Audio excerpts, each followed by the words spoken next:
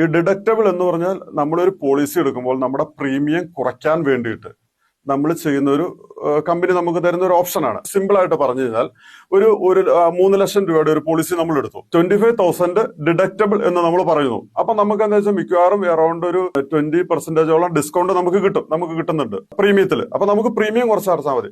പക്ഷെ അവിടെ ഇരിക്കുന്ന പ്രശ്നം എന്ന് പറഞ്ഞാൽ നമ്മൾ പോളിസിയിൽ നമ്മൾ ഇൻ കേസ് ക്ലെയിം വരുവാണെങ്കിൽ ഒരു ഇയറിൽ ആദ്യത്തെ ക്ലെയിമിൽ നമുക്ക് ഫസ്റ്റ് 25,000 നമുക്ക് കിട്ടില്ല. അതാണ് ഡിഡക്റ്റബിൾ എന്ന് പറയുന്നത്. ചില ആളുകൾ പറയുന്നത് നമുക്ക് എല്ലാ ക്ലെയിമിനും 25,000 രൂപ വെച്ച് കട്ടാവോ എന്ന് സംശയമുണ്ട്.